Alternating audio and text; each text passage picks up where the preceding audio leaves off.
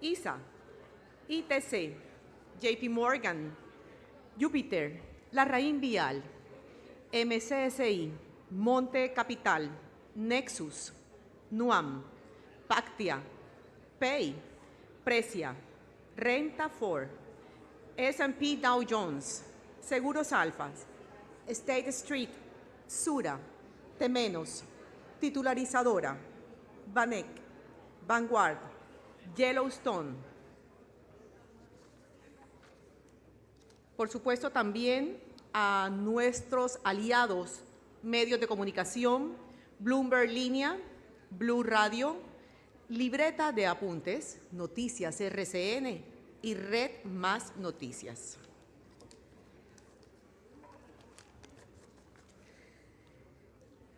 Bien, nuevamente les doy una bienvenida muy especial a todos. En nombre de la Asociación Colombiana de Administradoras de Fondos de Pensiones y Cesantías Asofondos, les damos la más cordial bienvenida al 17º Congreso Asofondos. Es un gran placer tenerlos de nuevo con nosotros. Este año es muy especial porque estamos conmemorando los 30 años del régimen de ahorro individual en solidaridad en Colombia. Durante estas 3 décadas hemos estado de la mano de los colombianos construyendo su pensión, su futuro. Por eso en este Congreso destacaremos ese camino de éxito y progreso.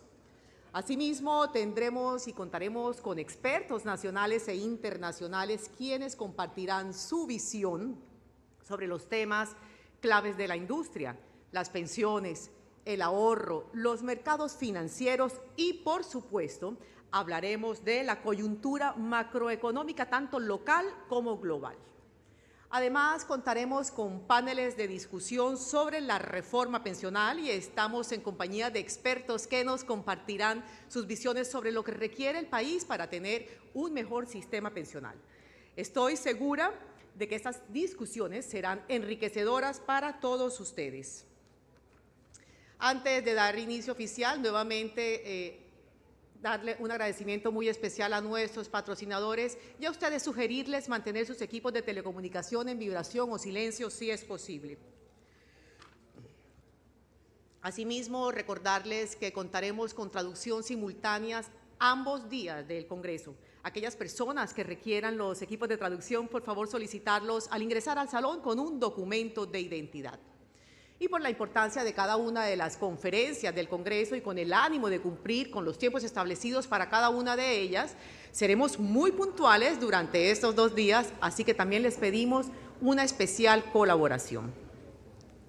Agradecemos nuevamente a nuestros conferencistas, panelistas, moderadores, participantes, autoridades nacionales e internacionales, a los medios de comunicación y conversadores digitales, a los congresistas y a las empresas patrocinadoras por su valiosa presencia en este Congreso.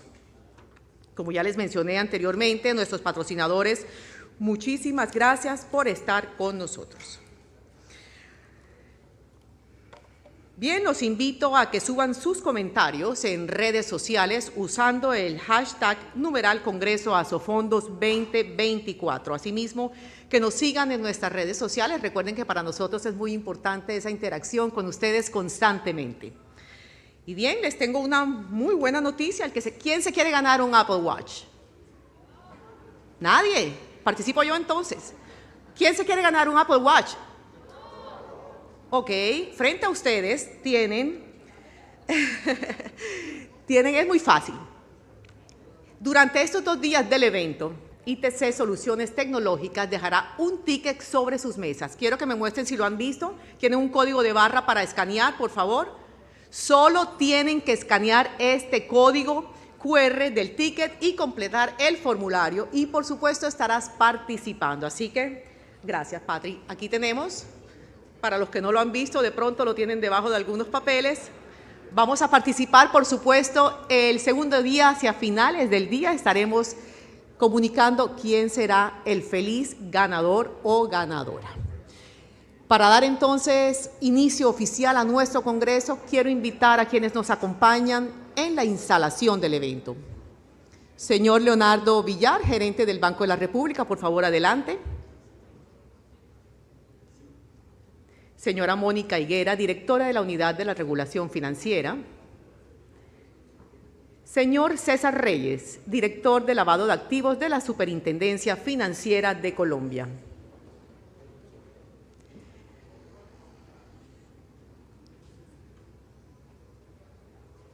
Ok, el señor Reyes, me informan, está en estos momentos llegando al centro al Hilton, y se unirá con nosotros en contados minutos. Vamos con el señor Miguel Largacha, presidente del Consejo Directivo de Asofondos. Y por supuesto el señor Santiago Montenegro, presidente de Asofondos.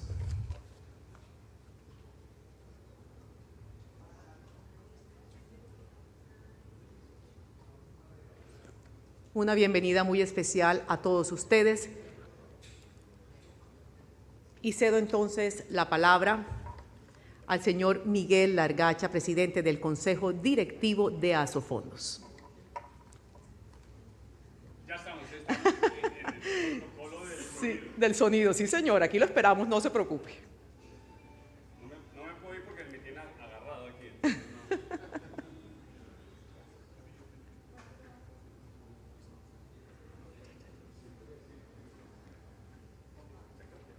Muy bien, bienvenido Miguel, adelante. Muchas gracias. Y muchas gracias a todos. Lo primero, pues darles un saludo muy especial a todos los que nos acompañan en este evento, en nuestro 17ª edición del Congreso de Asofondos en esta hermosa ciudad de Cartagena. Por protocolo quiero extenderle un saludo muy especial al gerente del Banco de la República, al doctor Leonardo Villar, que nos hizo el honor de acompañarnos, al presidente de Asofondos, al doctor Santiago Montenegro, a todos los parlamentarios que nos acompañan en este encuentro, a la directora de la URF, la doctora Mónica Higuera, a la doctora Diana Margarita Ojeda, la procuradora delegada de la Seguridad Social, el doctor César Reyes como el delegado de activos, ya aterrizó, está en el camino, a todos los funcionarios del gobierno, a la doctora Liliana, que por aquí la saludamos también, a la presidenta de la Asociación de Pensiones de República Dominicana, Kirsi Yaquis, que también nos acompaña, al presidente de Amafore, Guillermo Samarripa, al presidente de la Asociación de Pensiones de El Salvador, René Novellino, a los más de 600 asistentes que están inscritos de más de 15 países y, por supuesto, a todos los medios de comunicación que nos hacen el cubrimiento de este evento. Yo necesito la presentación, si me ayudan con ella. Usualmente uno, voy a ver si ya está el sonido, si ya va el sonido, para que me ayude. Y por supuesto, no sé si está bien. No. 1, 2, 3, ahora sí. Va la primera, el sonido, y ahora viene la segunda y es la presentación. Usualmente hacemos unas palabras, pero dada la importancia y la dimensión de lo que está sucediendo en Colombia con el proyecto de reforma del Sistema Integral de Protección a la Vejez, quisimos compartir con ustedes una visión de lo que es el rol de las AFPs, cómo ha sido su desempeño, cómo ha sido el impacto y, por supuesto, los retos que tenemos, para terminar hablando de las cosas muy positivas que tiene la reforma pensional y, por supuesto, también de aquellas cosas, elementos que consideramos deben ser considerados de manera positiva para hacer la mejor reforma pensional que requiere el país. Déjenme partir brevemente de lo primero. Colombia ya tiene el sistema de pilares y ha operado así desde la Ley 100, en donde tenemos un esquema desde el pilar, la base, aquellos que no alcanzan a estar en el pilar contributivo del sistema pensional, en dos elementos: el solidario, la ayuda al adulto mayor, y aquellas personas que llamamos el semicontributivo, que cotizan pero no alcanzan a llegar. El segundo pilar, donde están funcionando de manera no sincrónica los dos regímenes, el régimen de prima media y el régimen de ahorro individual, y por supuesto, algo que es fundamental en Colombia y en el mundo, el ahorro voluntario, porque el ahorro voluntario es un pilar demasiado importante a la hora de hacer la consideración de la salud financiera al momento de tener la preciosa tercera edad. Déjeme decirle que en Colombia, infortunadamente, tenemos un sistema que compite en condiciones que no son sincrónicas, ya lo había mencionado. De alguna manera tienen reglas de juego que contravían. Y déjenme recordarles esto. Lo primero, ojalá y lo puedan poner en pantalla completa, por favor. Lo primero es el régimen de prima media, el régimen de reparto que hemos conocido. Todos sabemos muy bien que ese sistema se lo crearon los alemanes. El trabajador actual cotiza para financiar las pensiones de los que están pensionados. Cuando los alemanes, el señor Bismarck se lo inventó, la expectativa era de 57 años y la de pensión era de 60. Hoy parece ser que las cosas han cambiado, gracias a la ciencia y la tecnología, lo que hemos avanzado. Hoy hablar de que una persona vive 90 años es absolutamente normal. Entonces las personas vivimos muchísimo más. Entonces la punta de la pirámide crece en vez de estar muy empinada. Y la base, adicionalmente, la base se está reduciendo. En Colombia el DANE nos acaba de decir que el año pasado se disminuyeron el número de nacimientos en el 11%. Frente al 2014, una caída, ¿sí?, que supera el 20%. Cada vez en Colombia, igual que en el mundo, tenemos menos nacimientos. Y entonces, ¿esto a qué nos lleva? A que, por supuesto, esta base tan grande de cotizantes se ha venido reduciendo. La ley siempre veía, para recordarlo, que por cada 30 trabajadores iba a haber un pensionado. Hoy tenemos 5 trabajadores por cada pensionado. Pero si cotiza regularmente son solo 2 manteniendo un pensionado. Creo que no hay que hacer ninguna regla de juego para entender que eso es absolutamente inviable. Y este proceso de envejecimiento y este proceso de que la tasa de reemplazo en el mundo natalicio ya está muy por debajo del 2,1 que requiere Colombia para el mantenimiento de la población, está llevando hoy, colombianos mayores de 60 años son el 15%. En el 2050 serán el 32%, del 15 al 32%. Pero si seguimos con esta tendencia, se va a seguir reduciendo esta brecha y los adultos mayores serán una mayor proporción en Colombia. Ahora bien, déjenme hablar del régimen de ahorro individual con solidaridad. Y es muy importante la solidaridad. Primero, este esquema, el de los fondos de pensiones en Colombia, quienes contribuyen, hacen un fondo, y voy a explicar cómo contribuyen para hacer este gran fondo, el Fondo de Garantía de Pensión Mínima. Este fondo ya tiene en Colombia más de 40 billones de pesos, financiado totalmente por los aportes de los afiliados. No hay un dinero del presupuesto público, 40 billones. Ese es el mayor pensionador en tasa de crecimiento en Colombia. Ya tiene más de 121.000 pensionados. El año pasado pensionó a 22.000 colombianos. Y la tasa de crecimiento es el 22%, la más alta que tenga el sistema, por encima de Colpensiones y, por supuesto, del ahorro individual, por la solidaridad. Y, por supuesto, también se pueden pensionar por capital. ¿Y cómo funciona en Colombia? En Colpensión necesitó 26 años para cotizar. En un fondo de pensión necesitó 23 años, 3 menos, para alcanzar el Fondo de Garantía de Pensión Mínima. Y, por supuesto, tengo la opción de pensionar por el capital. Ahora bien, miren cómo lo pusimos. La solidaridad, que es fundamental en Colombia, genera mayor cobertura. Crece el 22% el número de pensionados por el Fondo de Garantía de Pensión Mínima. A costo, hay un pequeño costo. El costo es la cotización, cómo se financia. Déjenme partir de esta lámina. Ustedes están viendo en pantalla el fondo público en Colpensiones. Pusimos el primer corte, acuérdense que aquí es progresivo, de 1 a 4 salarios mínimos se cotiza el 16%. Si tengo un salario de 1 millón de pesos, pues el 16%, el 75% del empleador, el 25% del empleado. Ese 16%, ¿cómo se distribuye? Si estoy en Colpensiones, 3% de ese 16% va a financiar la prima del seguro previsional y la comisión de Colpensiones. Y el remanente, el 13%, va al fondo común. En una AFP, ¿qué pasa? Mírenlo en automático. Va el mismo 3% para financiar el costo del seguro previsional y, por supuesto, la comisión de administración. Pero el 13% no va a la cuenta individual, solo va al 11,5%, porque 1,5 puntos va a financiar el Fondo de Garantía de Pensión Mínima. Miren la solidaridad tan importante que hay. Se cotiza para financiarle a aquellos que no alcanzan a llegar por el capital para facilitarles que se pensionen a los 23 años cotizados. Entonces, nótense una primera enorme diferencia del punto de partida. En las pensiones del ahorro individual le estamos poniendo menos gasolina, solo 11,5%. en Colpensiones el 13%. Entonces, en el partidor ya arrancamos diferente. Uno tiene más gasolina, el otro tiene menos. Y lo digo para el final, que voy a hacer alusión a ello, pues por supuesto, cuánto es el monto de la mesada. Y los estudios siempre han sostenido que un punto de cotización, subirle más la cotización, una cotización regular y en el largo plazo, puede llegar a alcanzar una diferencia de una mesada del 20%. Si es 1,5, es el 30%. En ahorro individual, una pensión podría ser de 1.300.000 pesos, pero por contribuir a este fondo de garantía, a esta solidaridad tan importante en Colombia, la pensión alcanza a 1 millón. Buenísimo por la cobertura de los necesitados.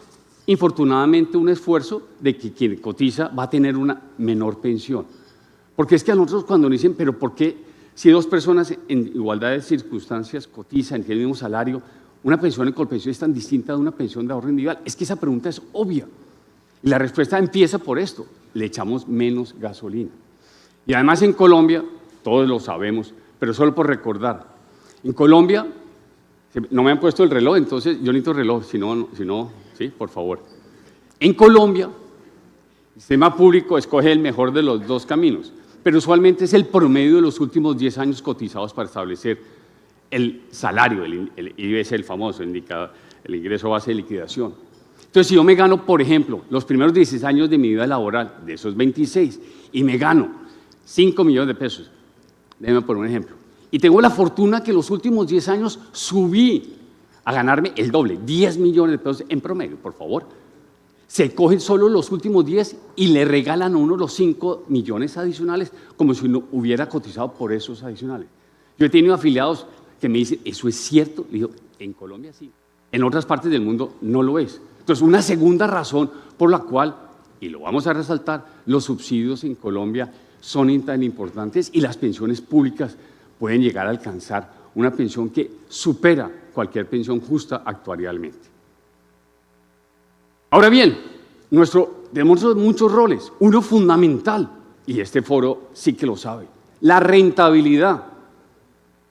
Entonces, tomemos la rentabilidad de las AFPs y hagamos un ejemplo, más adelante va a ser de toda la vida. Primero, comparémoslos, estamos viendo, todos hablamos de la Champions League, porque estamos viendo la liga, ¿sí? Y los partidazos que hay. Entonces, lo fuimos a compararnos en la Champions League de rentabilidad, los países de la OECD, la Champions. Y qué sorpresa, en los últimos 20 años, los primeros en rentabilidad. Real, miren el ranking, 4.8. Real, con todo lo que ha sucedido, la fecha es 2023, ¿no? Mírenla, con todo lo que ha sucedido en las políticas contracíclicas, primeros en rentabilidad. Por lo tanto, unos equipos técnicos, solventes, trabajando muy de la mano también de ustedes para alcanzar esos resultados. Y esos resultados que nos han hecho, esas rentabilidades, que al cierre del año pasado ya tenemos 406 billones de pesos. De los cuales el 69, prácticamente el 70% son rendimientos. Solo el año pasado, rentamos valorizaciones, rentabilidades de 50.5 billones de pesos. El primer trimestre de este año, 14 billones de pesos. ¿Y eso no es hacer la tarea bien? Pues díganme, ¿qué es hacer la tarea bien? Acuérdense que en Colombia, el doctor Leonardo lo podrá decir, la tasa de ahorro en Colombia está cayendo drásticamente. Ya se dice que alcanzó el 11% del PIB. Y el mayor fuente de ahorro en Colombia son los recursos de los fondos de pensiones. Bueno, pero cuéntenme en el largo plazo esto cómo nos ha ido. Entonces pusimos un ejemplo, 1 millón de pesos al cierre del año que creamos los fondos de pensiones. Si hubiese tenido 1 millón de pesos invertido en algo que me cubra la inflación, que es lo que devuelve Colpensiones si uno no se alcanza a pensionar, solo le cubre los aportes con inflación, tendría una rentabilidad de ese millón de pesos serían 7,5 millones, una rentabilidad del 7,21. La inflación. Voy a un producto financiero, un CDT, un poco mejor, tendría 15,800,000 con el 9,98. Y si vamos, esto es la industria, por supuesto, a los fondos de pensiones tendría 52 millones, ese mismo millón, 52 millones. El 14.6, una rentabilidad real del 7%, 7%. Entonces, oiga, chuleado el tema de la rentabilidad y cómo lo estamos haciendo. Otra cosa que ha venido y se ha dado mucha vuelta es la comisión. Es que las AFPs cobran una comisión excesiva. Entonces, también nos fuimos a la Champions League y nos fuimos a la OECD. Y, oh sorpresa, ven ustedes a la izquierda de la lámina que estamos no solo muy por debajo del promedio de la OECD, sino de los que tenemos la comisión más baja en esta Liga de Campeones. Entonces tenemos una comisión muy baja. Y solo por recordarlo, este Instituto Internacional de Supervisores dice que una comisión sobre activos bajo administración no debería ser nunca máxima el 1.3%. Fíjense, doctora Mónica, el tope que hay por allá, el 1.3%. Lejos, lejos de esas estimaciones. Pero por supuesto siempre se nos dice, pero es que la ley 100 no cumplió porque no dio cobertura. Y sí, efectivamente Colombia tiene un reto extraordinario en cobertura pensional. Ustedes están viendo que está en los 20%, 2 de cada 10 adultos mayores tienen pensión en Colombia. Y estoy ahí contemplando los dos regímenes, el régimen de prima media, Colpensiones y las AFPs. Ahora bien, ¿quién está pensionando más hoy en día? Pues proporcionalmente nosotros pensionamos más. Nosotros estamos poniendo una tasa 3 veces más rápida o más grande que la que hace Colpensiones, en el porcentaje de crecimiento. ¿Y por qué es eso? Por una cosa simple. Nuestros afiliados tienen en promedio 36 años y los de Colpensiones tienen 51. ¿Quién está más cerca de pensionarse? Pues se cae de sus pesos. Entonces no nos pidan a nosotros diciendo, es que usted tiene pocos pensionados, solo tiene 326.000, mientras Colpensiones tiene 1.600.000. Colpensiones tiene pensionados de 500 semanas, de 500. ¿No? Entonces muy distinto. Bueno, pero si esta cobertura no la hacen las AFPs, o Colpensiones, ¿qué produce la baja cobertura de Colombia? ¿Por qué en Colombia hay tan bajos pensionados? Por esto, la realidad del mercado laboral. Y, perdón por dar la espalda aquí, pero la realidad del mercado laboral. ¿Y cuál es la realidad del mercado laboral? Colombia, yo siempre hago una broma, doctor Leonardo, que digo, sí, en Colombia la PEA, no la de los hijos que tenemos nosotros, sí, la PEA, la población económicamente activa, somos casi un poquito más de 26 millones, casi 26 millones de colombianos. Pues bien, de esos, la mitad, bien en la pantalla, el 58%, ganan menos de un salario mínimo. Y para poder tener seguridad social en pensiones se necesita un contrato de trabajo formal, dependiente o independiente, y cotizar a la seguridad social. Esto no es como en salud. En salud, para que me cubra Colombia, uno de los mayores logros y desarrollos sociales que tiene el país es la cobertura de salud. Y para salud, ¿qué se necesita? La cédula. Bueno, y la cédula venezolana. Solo ser ciudadano colombiano no tengo acceso a la salud. En pensiones no. En pensiones, para tener una pensión completa se necesita aportar, cotizar a esta misma gasolina. Para que el carro ande, tiene que tener cotización. Y la mitad de los colombianos no lo hacen. ¿Por qué no? Porque para cotizar en Colombia en pensiones, aquellos invitados internacionales que nos acompañan, en Colombia la Constitución prevé que la Constitución no puede tener la pensión un piso menor de un salario mínimo. Luego hay que cotizar por un salario mínimo, si no, no hay pensión. La mitad por fuera. Primer gran reto de por qué no tenemos cobertura pensional. Y lo segundo, el 80% de los colombianos cotizan entre 1 y 2 salarios mínimos. Por un salario mínimo cotizan el 41%. Nosotros cotizamos pegados al salario mínimo, con unas consecuencias extraordinarias, porque si uno cotiza, pero no sigue cotizando, pues se cae muy rápido, porque no va a alcanzar a tener el capital suficiente. Y la razón más dura, más triste, de por qué los colombianos se pensionan y a uno le duele, como colombiano, que no pase más, es las cotizaciones. En Colombia está cayendo dramáticamente el número de cotizantes, el tiempo para cotizar. Ya les dije que en un fondo de pensiones se requieren 23, en Colpensiones 26 años. Y estamos cotizando los colombianos 9.1 años en promedio, 473 semanas. Entonces, díganme ustedes, ¿cómo quiero aumentar la cobertura pensional en Colombia? Sencillísimo, una reforma laboral que dé las condiciones para que los contratos de trabajos formales se den y se cotice. Pero el carro se llama pensión y la gasolina se llama cotización, mercado laboral. Si no hay cotización, no puede haber pensiones. Queda claro que tenemos el mayor reto en el mercado laboral. La OIT, la Organización Internacional del Trabajo, nos dice, y esta lámina sí que me gusta, y la OIT además, fíjense el sesgo que tiene, ¿no? ¿Por qué lado se inclina más este organismo internacional? Y nos dice, para tener una pensión completa, se Se necesitan 30 años de cotización. Y la tasa de reemplazo, la OIT la calcula sobre, qué pena que voy a explicar un segundito, la tasa de reemplazo es el porcentaje que tengo yo sobre lo que yo he cotizado y mi mesada pensional, ¿cuál va a ser? La OIT la calcula sobre toda la vida laboral, no sobre los 10 años, ¿no? Sobre toda la vida. Y pone, necesito 30 años y la tasa de reemplazo era el 45%. Y si quiero una pensión más alta, una tasa de reemplazo sobre el promedio de toda la vida del 60%, tengo que cotizar 45 años. Y debajo de 30 años no es pensión completa, es pensión parcial, parcial. Déjeme poner un ejemplo. Quien cotiza en Colombia, y es afortunado por 25 salarios mínimos, 25, el tope de cotización, va a tener una tasa de reemplazo del 55% si cotiza por 26 años. 55, vean la pantalla, 30, el 45. En Colombia, 26 años, 55. Bueno, y aquel afortunado que logre cotizar 36 años, que es el tope máximo, y eso que la justicia está cambiándolo, va a tener una tasa de reemplazo del 70%. 70, con 36 años, 70, 45, 60. Ese 60 es sobre toda la vida laboral, ese 75, es solo sobre el promedio de los últimos 10 años. ¿No? Muy llamativo, como tenemos un sistema súper generoso. ¿Será sostenible ese sistema? Y aquí viene el doctor Leonardo Delgado, que yo no sé hacer el disclaimer suyo, pero aquí en un borrador de estudio de la economía, de la revista de Economía que tiene el Banco de la República, del 4 de marzo de este año. Y dice, los subsidios, ya vimos por qué son tan subsidiadas las pensiones en Colombia. Todas las pensiones que da Colpensiones tienen subsidio, todas. La de un salario mínimo, si cotiza por 20 años, tiene 210 millones de pesos. Eso es el 73% de la pensión, es subsidiada. Por 5 salarios mínimos, tiene 525 millones de subsidio. Eso equivale al 60% de la pensión subsidiada.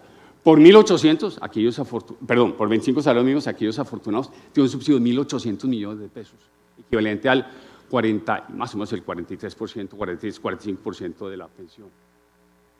Entonces, todas están subsidiadas por lo que ya noté. Pero además, el reto que tenemos en Colombia es que el 20% más rico de la población, con mejores salarios, concentra el 80% de los subsidios.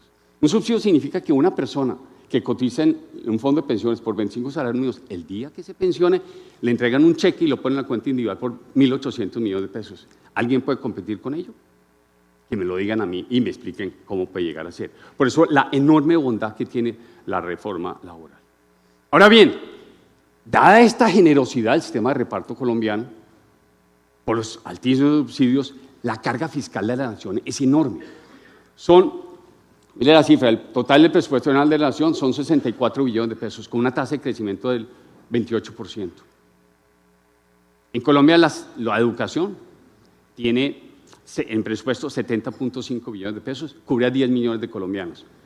Estos dineros cubren a 2.4 millones y vale, según ANIFE, el 6.5% del PIB. Pero quiero hacerles una anotación muy especial y muy particular. Como Colpensión no tiene fondo de ahorro, tiene que utilizar las cotizaciones para pagar las pensiones. Se acabó, el fondo de ahorro se acabó y todos recordamos, por allá en el Seguro Social en el 2004. Y lo que no alcanza a tener, el presupuesto general de la nación tiene que proveerlo. Y el presupuesto creció, como está en pantalla ahí resaltado, la partida presupuestal el año pasado fue 19.4, este año subió 25, el 30%. Miren la bomba fiscal que tenemos en la nación a esas tasas de crecimiento, por eso la importancia de la reforma. Y dado que en el mundo no son sostenibles los sistemas de reparto, pues todos han tenido que hacer modificaciones. Miren, en los últimos 28 años, 83 países tienen que cotizar más, ampliar, pues tengo que ahorrar, tengo que poner más dinero. 67 obligaron a cotizar por más tiempo, que es correr la edad de pensión. Y 69 países ajustaron la fórmula de beneficios o incluso los bajaron. China está estableciendo ahorro individual. Alemania, el creador de sistema de reparto, acaba de hacer un fondo de ahorro gigante. México, un país que acaba de reformar el sistema pensional basado en el ahorro y, por supuesto, todos buscando esta mayor cotización. Tenemos un invitado especial, BlackRock, que va a ser la carta famosa de inversores de BlackRock. Habla del reto de las pensiones y cómo financiar. Tenemos un invitado, señor Fisher, que nos va a deleitar con ello. Voy a cerrar con tres láminas de esta manera. La reforma, el sistema de protección integral de edades, tiene cosas positivas, por supuesto. La primera, fortalece el pilar solidario. El adulto mayor vulnerable en Colombia tiene que recibir subsidio. En Colombia le estamos dando 86.000 pesos bimensuales. Eso es nada a 1.8 millones de colombianos. La reforma lo sube a la línea de pobreza, 223.000 pesos del año pasado, 250.000 este año, y empezamos a ampliarlo, 2.6 millones de colombianos. Extraordinariamente positivo. ¿Quién va a decir que en Colombia no apoyemos a los adultos mayores? No se logra a todos. Para eso nos necesita una reforma pensional, pero es extraordinariamente positivo. Elimina la competencia, porque ya entre los dos regímenes, porque ya el umbral funciona en que va a un lado y el resto va a otro lado. Otra cosa positiva. Ustedes saben que en Colpensiones, si yo no logro pensionarme, infortunadamente, que es a la mayoría de los colombianos, le devuelven, se llama la indemnización sustitutiva, se devuelve lo que aportó ajustado con la inflación. Un poquito duro. Nosotros devolvemos, tristemente, al que no se pensiona, su cuenta individual, más los rendimientos. En promedio damos entre 5 y 6 veces más dinero a una persona que sí que lo necesita. Lástima, y eso vamos a ahondar, que no da la reforma lo que hacemos los fondos de pensiones. Tiene un tratamiento muy especial a las mujeres, cosa que nos emociona. Tiene reglas y respeta las reglas de la Corte Constitucional sobre el tema de la transición y la oportunidad de traslado. Y algo que se nos ha venido diciendo muchísimo, y más adelante voy a hablar, si se baja el umbral, solo es para favorecer los fondos de pensiones. La reforma contempla que lo que supere el umbral va a tener más de 70 compañías que estarían autorizadas para ofrecerlas. Las compañías de seguros de vida, la sociedad fiduciaria, las comisionistas, Colpensiones también va a poder ofrecer, por supuesto, el umbral, el ahorro obligatorio que supere el umbral. Entonces, no es para favorecer, ni mucho menos a los fondos de pensión. Y en esos fondos hemos venido insistiendo cuáles son los aspectos claves de cara a la reforma pensional. Y esta que está haciendo tránsito, ¿cómo la podemos apuntar para que sea la mejor reforma pensional que necesita el país? El primero, pues ahora sí, todos los países están avanzando a ahorro individual. Nosotros insistiremos. Una pensión es un ahorro de largo plazo. Hagamos ahorro. Y la magia del interés compuesto es la que hace que el 70% de la cuenta individual sea rendimiento.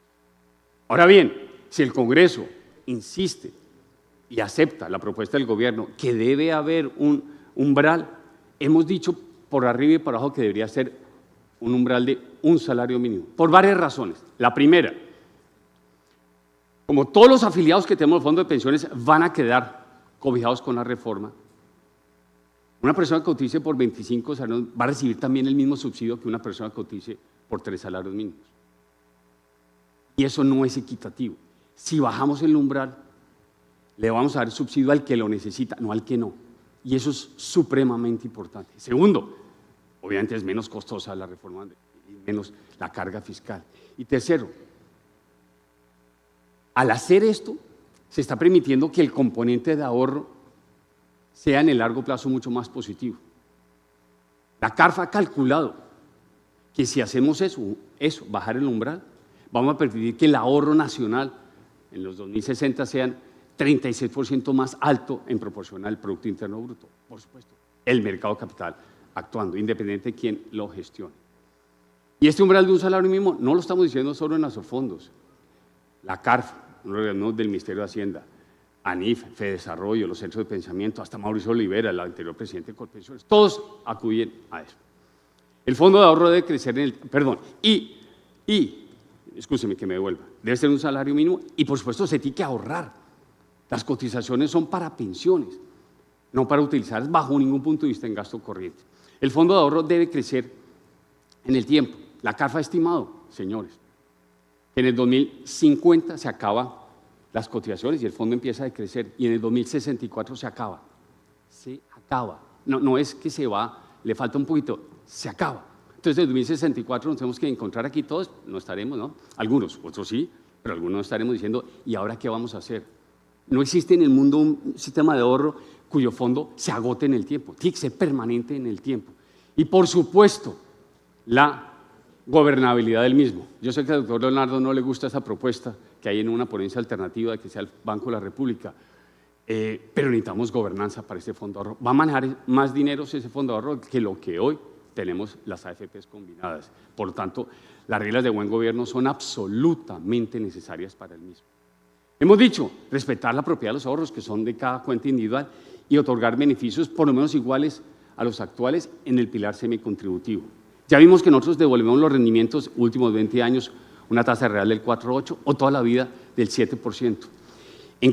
La reforma obliga a que Colpensiones por fin le devuelva no la inflación a un afiliado, sino le devuelva rendimientos. Algo está en el 3%, es por debajo de lo que hoy hacemos. Entonces nosotros seguimos abogando porque sea igualitaria las condiciones y se mejore en ese sentido. En el último dato, que es el del 2020 que nos compartió Colpensiones devolvió más o menos 6 millones en promedio a los afiliados, nosotros devolvimos en promedio 35 millones de pesos. Entonces, por supuesto, queremos cerrar eso. El quinto punto es la operatividad para evitar traumatismos al afiliado. Nosotros tenemos, escúcheme que cite a Porvenir un instante, 14.5 millones de afiliados, sabemos qué es ese número y qué es manejarlo. Colpensiones va a pasar de un poco más de 6 millones a 24 millones de afiliados. Si me dice que eso se logra, doctora Mónica, con todo respeto, en 6 meses y que Colpensiones está listo en 6 meses, yo aprendo algo que creía que no existía en la vida. Pero por fortuna, no solo nosotros, la Procuraduría ha hecho mensajes en ese sentido y la Contraloría General de la República entregó un informe diciendo no hay ninguna posibilidad remota de que Colpensiones esté listo en enero del año entrante. Entonces, por supuesto, por favor, ¿no?, la vigencia de la reforma que permita que opere y que no vaya a pasar algo, por supuesto, con todas las proporciones. Bolivia hizo algo similar, lleva más de 10 años y no ha logrado poner en marcha este funcionamiento. Esto es complejo, yo les digo, esto es muy complejo. Colpensiones tiene que hacer unos esfuerzos extraordinarios y, por supuesto, en 6 meses no hay posibilidad remota alguna, así pongan a científicos de la NASA para hacerlo. Y por último, hemos pedido que se garantice la sostenibilidad de todos los actores, los actuales, los nuevos. Solo por darles un ejemplo, la comisión que va a tener Colpensiones, de acuerdo con la reforma, es el 1% cuando se trata de flujo. En las AFPs, en lo que sigue siendo la antigua línea, queda en el 0.8%. Pues, ¿por qué no ponemos las reglas de juego que sean equivalentes para todas en ese sentido? Y cerraría con esto, si me lo permite. Tenemos una oportunidad de oro para hacer la mejor reforma pensional que necesita Colombia. Llevamos años todos entendiendo que debe ser mejorado. La industria de las AFPs también lo ha dicho. Saquemos provecho para hacer la mejor reforma pensional que requiere Colombia. El centro de debate es uno muy sencillo, un sistema que sea sostenible, financiera y permanente en el tiempo. No que digamos en el 2064 y ahora qué vamos a hacer, ¿no? Y que entregue beneficios más justos a los trabajadores colombianos. Quiero volver a aludir que los cambios demográficos son una realidad y vamos a mirar, y BlackRock nos va a compartir esta frase: los mercados de Larry Fink, los mercados de capitales pueden proporcionarlo, los recursos para financiar una pensión digna, siempre y cuando los gobiernos y las empresas ayuden a las personas a generar la masa de ahorro y la inversión que requieren. La reforma debe pensarse siempre de cara a los afiliados y evitar traumatismos. Aquí hemos hecho un llamado enorme, doctora Mónica, para que creemos como un centro de asistencia, porque el día que se apruebe los contact centers de las 4 AFPs de Colpe para divulgar, hagamos una campaña, creémosla, podamos el ABC, para que la gente pueda entender. Y pensiones es muy técnico, y ustedes lo saben. Entonces hagámoslo, ¿sí?, digerido, y permitamos que sea una transición lo más pacífica que pueda darse. Y no puedo sino terminar con la misma frase que inicié. La mejor reforma pensional que existe en Colombia, la mejor, es una buena reforma laboral que cree empleos formales para que los colombianos puedan cotizar permanente y en el tiempo. Una pensión, y no existe fórmula mágica ni distinta, solo se puede mejorar de 3 maneras. Cotizo más, ¿no? Por eso en México van a subir del 6 al 15, en Chile están proponiendo subir del 10 al 16, son 6 puntos adicionales. Cotizar más, cotizar por más tiempo para tener más ahorro. Y por sobre todo algo que es durísimo, y en Colombia también lo tenemos, es cotizar regularmente. Esos son los 3 factores que hacen una mejor reforma, van a tener una mejor pensión. Por supuesto, las rentabilidades que ello implique. Por si no se hace, pues al final solo hay un factor que es el ajuste, los parámetros, ajustar los parámetros sobre los cuales me voy a pensionar. Aprovechemos esta oportunidad de oro, saquemos una reforma, la que necesita el país, la que necesitan los colombianos, y por supuesto asumamos este gran reto ante una propuesta del gobierno y por supuesto el trabajo que tienen los señores parlamentarios de hacer la realidad de la mejor reforma pensional posible. Muchas gracias a todos.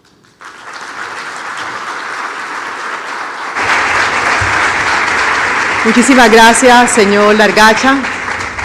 Doy la palabra al señor Leonardo Villar, gerente del Banco de la República, agradeciéndole muy especialmente su presencia esta mañana. Adelante, por favor.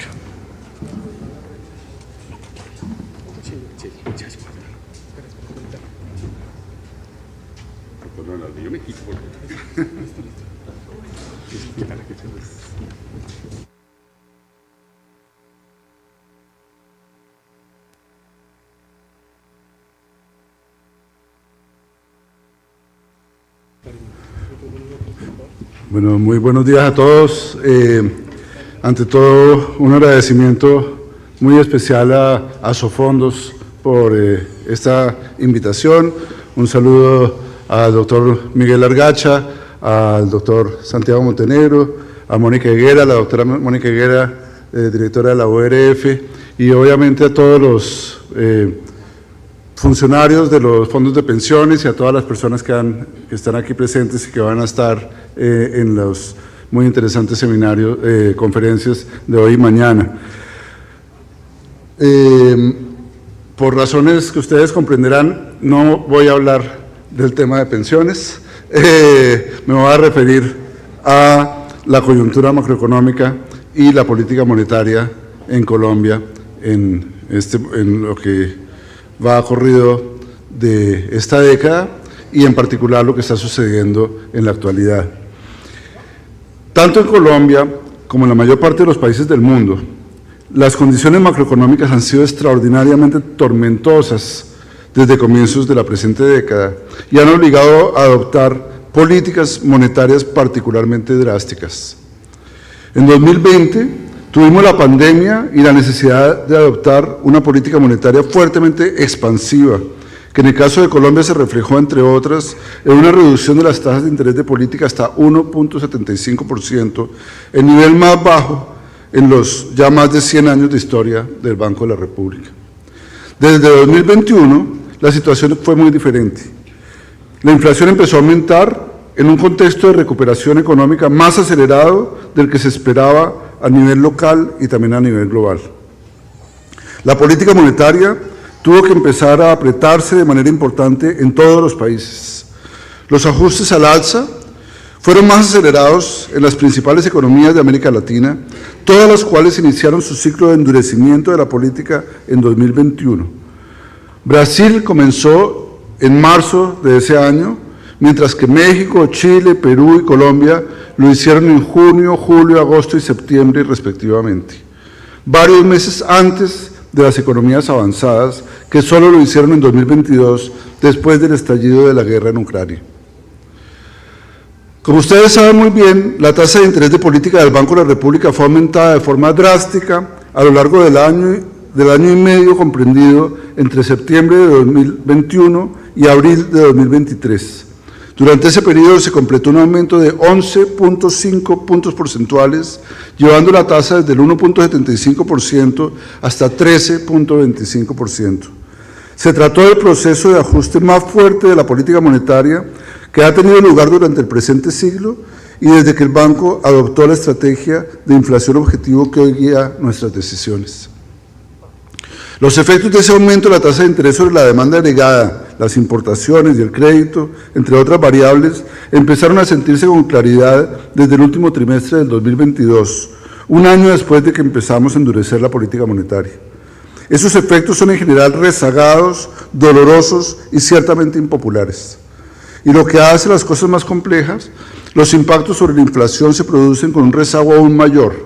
Solo en el primer trimestre de 2023 vimos que la tendencia alcista de la inflación empezó a frenarse y apenas en abril empezamos a ver caídas importantes en esta variable. En este contexto, la tasa de interés de política se mantuvo estable durante 8 meses y solo empezó a reducirse en las sesiones de la Junta Directiva de diciembre y enero pasados. con ajustes de 25 puntos básicos en cada oportunidad, y continuó en la sesión de marzo con una reducción más fuerte de 50 puntos básicos para llevar la tasa a su nivel actual de 12.25%, un punto porcentual por debajo de la que teníamos hace un año. Vale la pena destacar que la reducción que hemos observado en las tasas de interés del mercado durante el último año ha sido muy superior a la que ha tenido lugar en la tasa de interés de política del banco.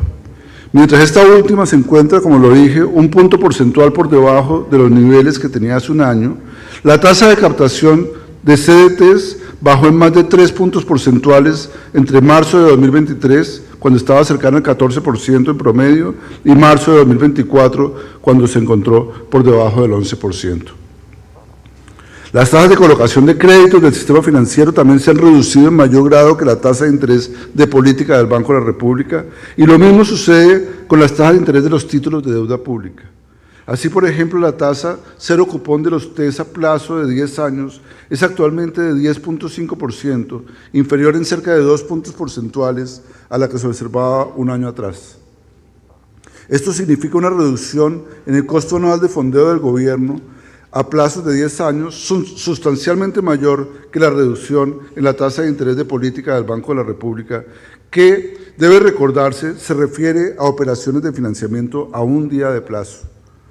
Lo que quiero resaltar con estos datos es que la reducción en la inflación y la consiguiente expectativa de caída en las tasas de interés de política del Banco de la República en el futuro han sido tanto o más importantes para reducir las tasas de interés del mercado que la caída observada en la tasa de interés de política.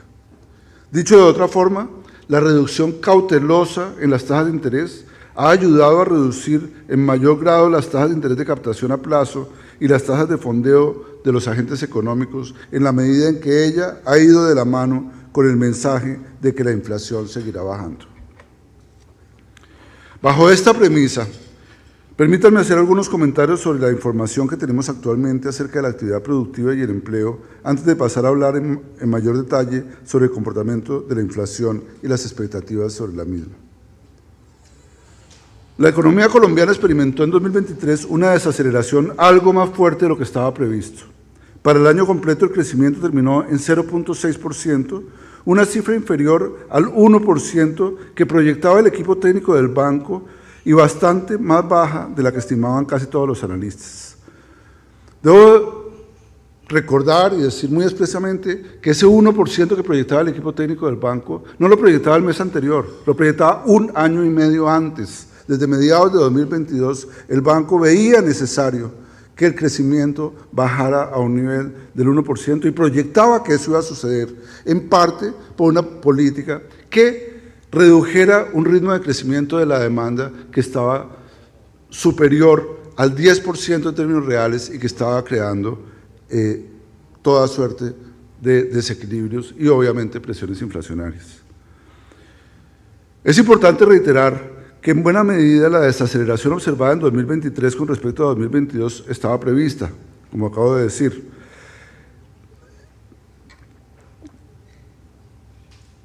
Tras 2 años, 2021 y 2022, en que la actividad productiva tuvo tasas de crecimiento jalonadas por la demanda que resultaban a todas luces insostenibles.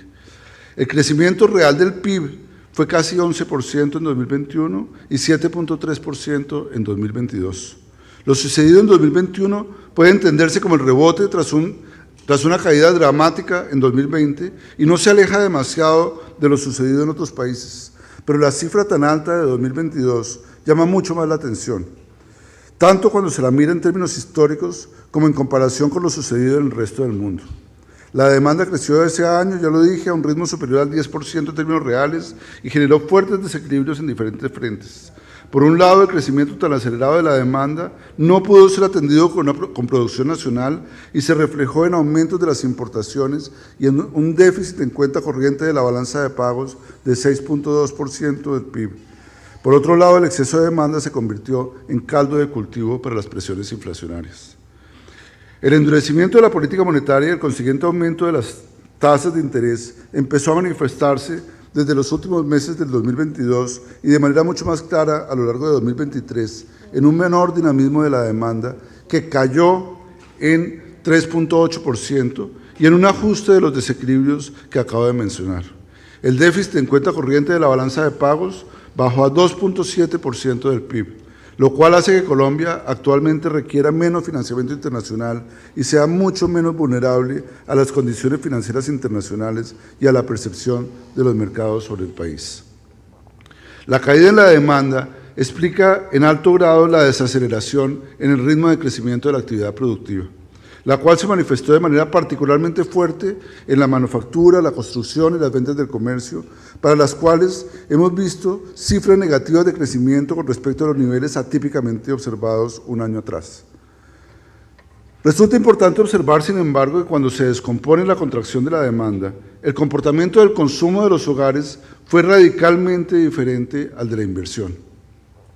De hecho, el consumo de los hogares creció en 2023 1.1% en términos reales, una cifra ligeramente más alta del 1% que esperaba el equipo técnico del banco. Allí, por lo tanto, no estuvo la sorpresa. Se trató de una desaceleración importante en el ritmo de crecimiento del consumo privado, que en 2022 había crecido a ritmos claramente insostenibles, pero el consumo creció tal como estaba previsto y sus niveles en 2023 estuvieron claramente por encima de lo que habrían estado si su crecimiento prepandemia se hubiera sostenido en lo corrido de la presente década. El caso de la formación bruta de capital es muy diferente. La caída fue dramática, de 24.8% en términos reales, casi 25%. El reto de recuperar la inversión es sin lugar a dudas fundamental, no solo para impulsar la actividad económica en el corto plazo, sino para generar una senda de crecimiento sostenible de la economía en el mediano y largo plazos. Ello probablemente no se logra con un simple relajamiento de la política monetaria. Las perspectivas que tiene el equipo técnico del banco para el año completo 2024 sugieren un crecimiento de 1.1%, que seguiría siendo bajo, pero superior al que se estimaba unos meses atrás y al que se observó en 2023. Para 2025 se pronostica un crecimiento superior al 3%, del orden de 3.4%, consistente con unas condiciones monetarias que se habrían normalizado en el contexto de una tasa de inflación que ya sería acorde con la meta del banco. Cabe decir, sin embargo, que en estas proyecciones de recuperación económica persiste un grado importante de incertidumbre. Esa incertidumbre se alimenta en parte por factores de carácter externo y macroeconómico que pueden afectar el comportamiento de la inflación y las posibilidades de avanzar efectivamente hacia una normalización de la política monetaria. Adicionalmente, y quizás en mayor grado, se alimenta por otros factores que generan desconfianza de los inversionistas en varios sectores de la economía. Pasando al tema de los resultados en materia de inflación, los resultados de la política monetaria contractiva se han empezado a observar con el rezago normal. Tras la tendencia ascendente que tuvimos en 2021 y el primer trimestre de 2023, cuando llegó a 13.34%, la inflación total ha bajado en casi 6 puntos porcentuales durante los últimos 12 meses, hasta ubicarse en 7.36% en marzo de 2024. Esta es posiblemente la reducción más fuerte de la inflación que se ha observado en Colombia a lo largo de su historia, quizás con una excepción, que fue el año 1999, cuando sucedió una reducción de la inflación de la misma magnitud, con la gran diferencia de que fue en medio de la recesión más grande que hemos tenido en toda la historia de Colombia. Esta vez se logró sin que hubiera recesión. El PIB creció el año pasado. Por su parte, la inflación básica mostró una reducción a partir de julio que la llevó a 6.8% en marzo pasado, tras alcanzar un máximo de 10.5% a mediados de 2023. Las cifras sobre el comportamiento del índice de precios al productor son aún más favorables que las del IPC. Es así como los bienes producidos y consumidos en Colombia, que en diciembre de 2022 aumentaban a un ritmo de 20.4%, en marzo del 24 lo hicieron a un ritmo anual de solo 1.1%. Por su parte, los precios al productor de la canasta de bienes que conforman la oferta interna, en la cual se incluyen las importaciones, tuvieron en 2023 un crecimiento negativo de 2.1%. Esto se puede explicar en buena medida por la apreciación del peso colombiano frente al dólar, que en 2023 fue cercana al 20% y logró revertir la depreciación que había tenido en 2021 y 2022, la cual había superado ampliamente a la de las monedas de otros países emergentes comparables con el nuestro. Esta apreciación reciente, además, se ha reforzado en las semanas más próximas, posiblemente estimulada por el importante aumento en el precio internacional del petróleo asociado a las tensiones geopolíticas en el Medio Oriente.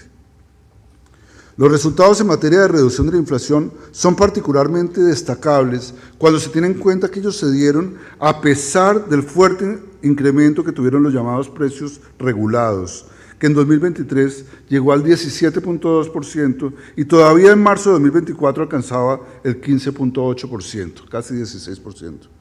Ello sucedió en buena medida por la necesidad que enfrentó el gobierno de ajustar los precios de la gasolina tras un largo periodo de congelamiento que implicaba enormes costos fiscales. Con la reducción que hemos observado en la inflación desde abril del año pasado, la pregunta que muchos observadores se hacen es sobre el ritmo al cual la Junta del Banco de la República baja la tasa de interés de política. Como ustedes saben muy bien, las decisiones específicas sobre los niveles de las tasas de interés de política son adoptados por la Junta en cada sesión y la Junta evita hacer anuncios sobre decisiones futuras precisamente porque ellas dependerán en cada oportunidad de la última información disponible sobre todas y cada una de las variables relevantes que afectan el proceso de convergencia de la inflación hacia la meta y el entorno económico general, incluido obviamente el desempeño de la demanda agregada, de la actividad productiva, del empleo y de los equilibrios externos del país. Quiero, sin embargo, terminar mi intervención con 5 consideraciones que considero relevantes. La primera consideración tiene que ver con la importancia de reconocer que los impactos de corto plazo sobre la demanda y la actividad productiva de la política monetaria contractiva que nos hemos visto forzados a tener en los últimos 2 años y medio han sido dolorosos, como lo son usualmente los procesos de ajuste macroeconómico cuando la inflación se sale de curso y se generan desequilibrios macroeconómicos importantes. Creo que el aprendizaje que debemos extraer es sobre la importancia de adoptar políticas adecuadas para evitar que en el futuro vuelvan a presentarse esos desequilibrios y esas desviaciones de la inflación frente a su meta. La segunda consideración es que, afortunadamente, la fase más dolorosa del ajuste ha quedado atrás. Y gracias a que los desequilibrios han cedido y la inflación está reaccionando a la baja, el debate hoy es sobre el ritmo de relajamiento de la política. De hecho, la información que pudimos revisar en la pasada junta del mes de marzo permitió acelerar el ritmo de reducción de las tasas de interés de política con respecto a la que veíamos viable en las sesiones de diciembre y enero. Además, como vimos al comienzo de esta intervención, la reducción se ha visto aún en mayor grado en las tasas de interés que afectan directamente a los diferentes actores del mercado, como son las tasas de interés de los créditos, las de captación a plazo de los bancos, las de los TES a plazos medianos y largos con los cuales se financia el gobierno nacional. La tercera consideración es que a pesar de la tendencia descendente de la inflación, esta continúa fuertemente por encima de la meta. Ciertamente, hemos bajado la inflación en 6 puntos porcentuales con respecto a los muy altos niveles alcanzados hace un año, pero todavía faltan más de 4 puntos porcentuales para llegar a la meta del 3%. Esta meta que se fijó hace varios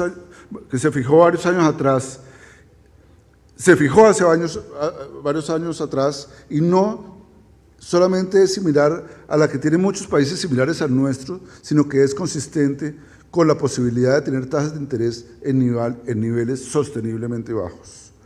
Debe recordarse que varios países de la región que han podido bajar significativamente sus tasas de interés en el periodo reciente, tales como Brasil, Chile, Perú, Uruguay o Costa Rica, ya tienen niveles de inflación claramente inferiores al 5% y en algunos casos dentro del rango meta que tienen en esos países. La cuarta consideración que quiero hacer juega a favor de la cautela y tiene que ver con las expectativas de inflación y la credibilidad en la meta del banco.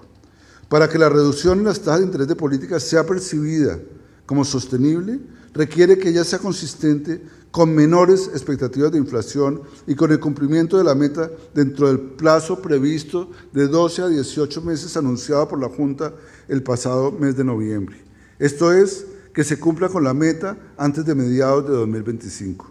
Si bien las expectativas han ido ajustándose a la baja, no todas ellas son consistentes con esa meta.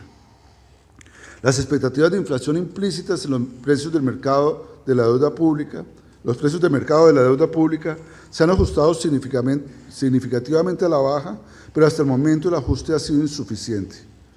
Incluso cuando el llamado break-even inflation se ajusta por primas de liquidez y de riesgo inflacionario, las expectativas implícitas que veíamos en marzo se ubicaban por encima del 5% a plazos de 1 año y 4.7% a plazos de 2 años. Las encuestas analistas muestran expectativas mejor ancladas en la meta de inflación. De acuerdo con la encuesta mensual que hizo el Banco de la República en marzo, la mediana de expectativas de inflación a 1 año se ubicó en 4.6% y a 2 años en 3.5%. En la medida en que se observa la reducción que efectivamente está teniendo la inflación, esperamos que las expectativas irán ajustándose a la baja y se harán más acordes con la meta. Aún así, 2024 será probablemente el 4º año en que la inflación estará por encima del rango consistente con la meta establecida por la Junta del Banco. Algo que por razones obvias reduce de manera importante la credibilidad en esa meta, por lo cual las decisiones de tasas de interés del futuro dependerán en alto grado de que esa credibilidad aumente, no solo entre los analistas y los mercados financieros especializados, sino también en el público en general y entre los actores económicos públicos y privados que tienen posibilidades de influir en la fijación de precios, salarios y todo tipo de tarifas en la economía colombiana. La quinta y última consideración que quiero hacer se relaciona con la incertidumbre. Mantener la cautela será fundamental para evitar situaciones en las que aumenten las probabilidades de tener que frenar o incluso revertir más adelante el proceso de relajamiento de la política monetaria ante la eventual realización de situaciones inesperadas, como las que pudieran surgir ante cambios en las condiciones financieras internacionales, en el apetito de riesgo de inversionistas nacionales o internacionales o en el ambiente geopolítico global.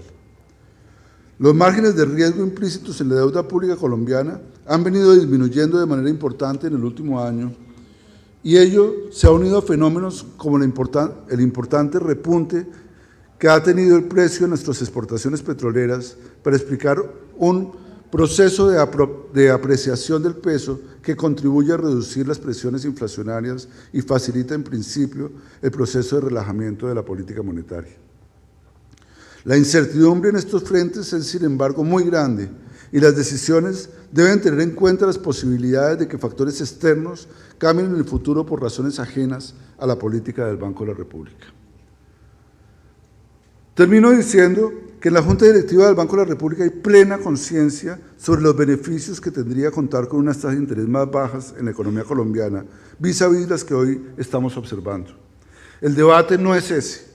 Lo que conduce a un alto grado de cautela en el proceso de reducción de las tasas es la necesidad de encontrar un adecuado balance entre el deseo de contar rápidamente con menores tasas y el riesgo de que una reducción muy acelerada pueda frenar la senda de caída de la inflación y conduzca por esa vía a reducir las posibilidades de tasas de interés bajas, de que las tasas de interés bajas sean sostenibles. Muchísimas gracias.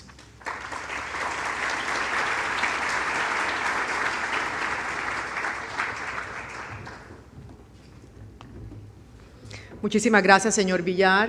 En ese momento le doy la palabra a la señora Mónica Higuera, directora de la Unidad de Regulación Financiera. Bienvenida, adelante.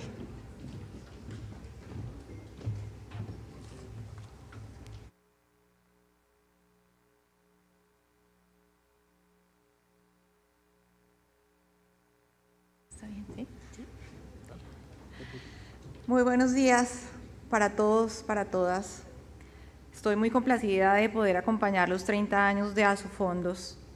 Quiero agradecer en especial al doctor Santiago Montenegro por la invitación, doctora Clara Elena Reales, vicepresidente jurídica, doctor Daniel Wills, vicepresidente técnico y de estudios económicos, Un saludo cordial a los presidentes de los fondos de pensiones, en especial doctor Largacha, doctor Correa, demás presidentes, administradores.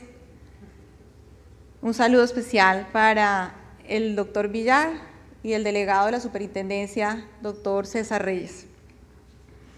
Quiero también hacer un reconocimiento al equipo de Asofondos, que hace posible que la Unidad de Regulación Financiera pueda ser parte de este congreso en donde celebran estos 30 años del régimen de ahorro individual con solidaridad.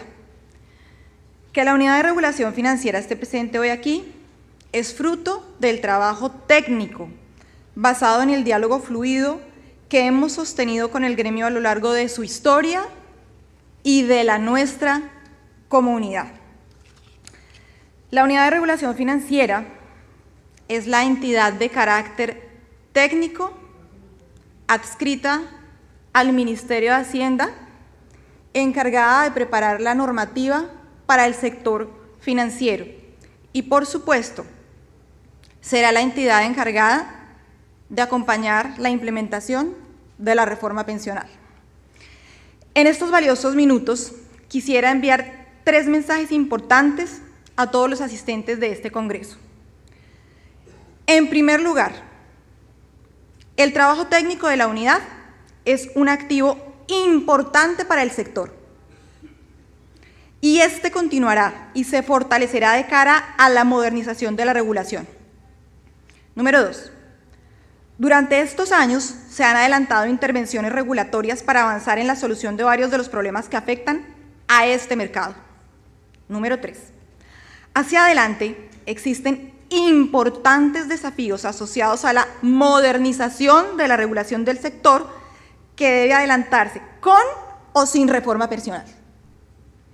Sobre el primer punto, considero importante resaltar que la Unidad de Regulación Financiera ha cumplido 10 años desde su creación, trabajando desde el primer día como una entidad técnica enfocada en el estudio del sistema financiero colombiano y en la proyección de decretos que atienden a las necesidades y las problemáticas de los diferentes agentes que lo componen.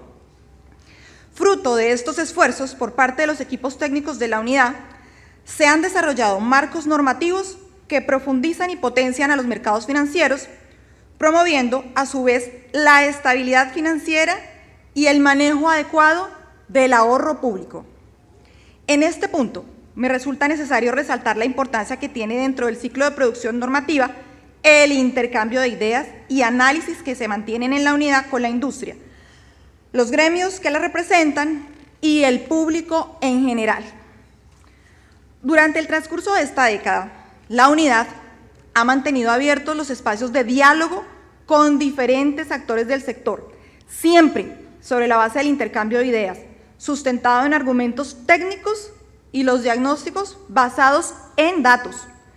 El diálogo es fundamental. ¿Por qué? Porque por ello podemos identificar esas problemáticas y los instrumentos de carácter regulatorio necesarios para avanzar en la implementación de las soluciones.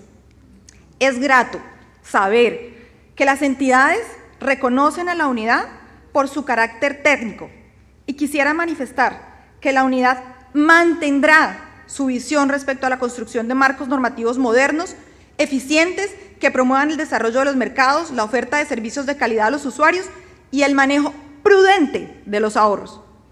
Sobre el segundo punto, considero importante señalar que la unidad ha trabajado en la revisión y actualización de varios elementos del marco regulatorio aplicable a las administradoras de los fondos de pensiones. Todas estas actuaciones se han enmarcado dentro del marco jurídico definido, por lo que no todos los problemas diagnosticados han sido objeto de un análisis regulatorio por la unidad, dado que varias de las soluciones requieren ajustes de ley. Dentro de los ajustes regulatorios adelantados en los últimos años, resaltamos los siguientes. La implementación del esquema de doble asesoría es algo que nació en la Unidad de Regulación Financiera.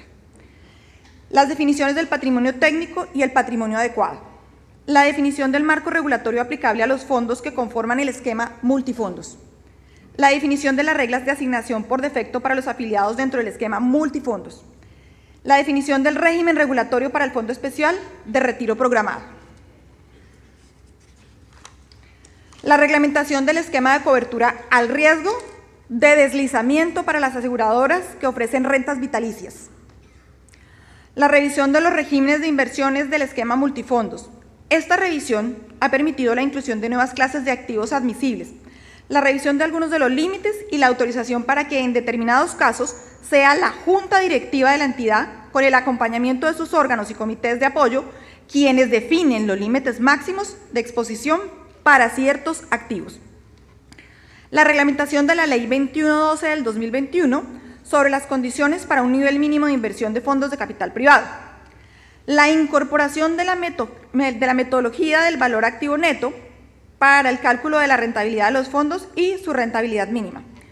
El fortalecimiento del esquema de gobierno corporativo y asignación de funciones a la junta directiva y a los comités técnicos de apoyo. Este trabajo ha sido fruto de la articulación entre la unidad, la Superintendencia Financiera, el equipo del Ministerio de Hacienda, Asofondos y, por supuesto, las AFP.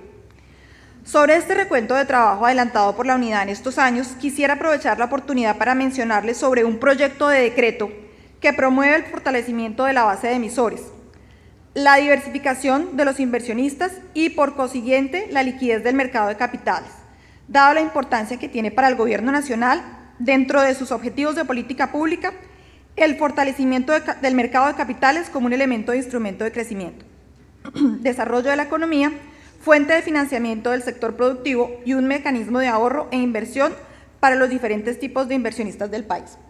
Aquí quisiera pedirles, si es posible, proyectar la diapositiva en la que teníamos los datos de la unidad para que las personas puedan seguirnos, vernos y estar atento a la página para cuando se proyecte, se publique el proyecto de decreto y lo puedan comentar. De manera particular, el proyecto desarrolla temas relacionados con la ampliación y profundización de programas de formadores de liquidez, mejoras operativas en las operaciones de transferencia temporal de valores y ventas en corto, promoción de la financiación de valores por parte de las sociedades comisionistas de bolsa, modificación en la herramienta para el tratamiento de conflictos de interés en las operaciones con vinculados, promoción de la emisión de bonos por parte de los establecimientos de crédito, eficiencias en la actividad de asesoría, entre otras. Para la construcción de esta propuesta normativa trabajamos arduamente durante casi 2 meses, más de 30 reuniones entre las infraestructuras, los depósitos, las asociaciones, nos reunimos con los fondos de pensiones, las comisionistas nos contaron cuáles eran sus necesidades y de ahí un consenso logró una proyección normativa que será de bastante interés. Esta propuesta ya fue aprobada por el Consejo Directivo de la Unidad de Regulación Financiera y en tiempo récord, en coordinación con la Superintendencia Financiera de Colombia, pues logró que para nosotros es un gran resultado. ¿En dónde está? Está en la Secretaría de Hacienda, en la revisión final, para poder salir a comentarios. Una vez esté publicado, les invito, por favor, a revisarlo detalladamente, a estudiar el documento técnico y, por supuesto, a enviar las sugerencias que consideren pertinentes para construir una norma que nos beneficie a todos como país y que haga de nuestro mercado de capitales un mercado más eficiente y competitivo. Pueden seguir nuestras redes sociales, escanear el código QR que los lleva a nuestra página. Finalmente, y sobre el último y tercer punto, existen múltiples consideraciones que deben ser cuidadosamente estudiadas para las discusiones sobre el futuro de la regulación. En primer lugar, el sector cumple 30 años administrando el ahorro pensional de los trabajadores afiliados al RAIS. En 3 décadas han permitido que la industria consolide su experiencia dentro del sector financiero y que en la actualidad eso les permita gestionar recursos de ahorro pensional superiores a 400 billones de pesos. Este tiempo también ha permitido que los administradores adquieran un conjunto de conocimientos, experiencias y profundidad en la gestión de portafolios. Transcurridos estos 30 años, se abre la posibilidad para mantener discusiones sobre la modernización de la regulación prudencial. La URF promueve este tipo de discusiones y escenarios de diálogo. En segundo lugar, la unidad reconoce que una revisión profunda del marco regulatorio es necesaria, dado que varios elementos regulatorios resultan no alineados con el mejor interés de los trabajadores y con los objetivos de un sistema general de pensiones. La unidad, en este sentido, promueve una discusión integral de los diferentes elementos que componen el marco regulatorio, de tal manera que la regulación promueva una gestión eficiente, alineada plenamente con los objetivos del sistema y el bienestar económico de los afiliados en la etapa de retiro. Elementos tales como la metodología para la definición de la rentabilidad mínima, el esquema de comisiones, los regímenes de inversión, la reserva de estabilización, entre otros, deben ser revisados a profundidad de manera holística para construir una regulación que promueva la gestión plenamente alineada con el mejor interés de los afiliados, permitiendo a los administradores conformar portafolios óptimos y para los cuales exista una adecuada identificación y gestión de los riesgos financieros a los que estos se encuentran expuestos. Igualmente existen varios elementos que requieren ajustes a nivel de ley para encontrar soluciones estructurales, especialmente en la etapa de desacumulación, de la cual conversaremos a lo largo de esta jornada. Finalmente, quisiera resaltar que la reforma pensional constituye un espacio idóneo para la discusión de un diseño que permita potenciar las ventajas de cada régimen, a la vez que permita la construcción de propuestas que atiendan a las problemáticas ampliamente diagnosticadas y que enfrenta el sistema tanto en cobertura, suficiencia de los beneficios y costos. La URF, dentro del marco de sus competencias asociadas a la administración del ahorro pensional que se administra a través de los fondos de pensiones, se encuentra trabajando en el diseño de diferentes propuestas de trabajo para modernizar el marco regulatorio aplicable a la industria. Estas propuestas cobijan diferentes escenarios, que incluyen la propuesta presentada por el Gobierno Nacional, así como el escenario dentro del marco legal actual, de tal manera que la unidad se encuentre lista para responder con propuestas ante el avance de las discusiones. Cuenten con los espacios necesarios para mantener las discusiones técnicas que requiere el sistema. El país requiere un moderno y eficiente marco para potenciar los beneficios del ahorro de los trabajadores. Yo les invito a acercarse a la unidad de regulación financiera. La unidad es un lugar de puertas abiertas.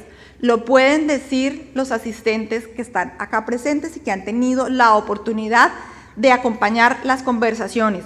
Desde el momento 1, tanto la asociación como los principales fondos tuvieron la puerta abierta desde mi llegada en agosto del 2023.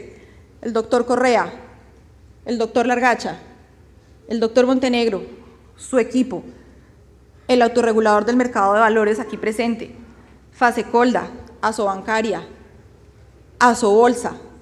Si se me escapa alguien aquí, me excuso. La Bolsa de Valores, que los vi por atrás. Hemos conversado, hemos hecho énfasis en mantener lo que hizo el doctor Felipe Lega mientras fue director de la unidad de regulación y lo que continuó en su calidad de subdirector Camilo Hernández. Así que para nosotros es un gusto enorme estar aquí y tengan la seguridad de que el debate desde la unidad de regulación financiera será de carácter técnico. Muchas gracias.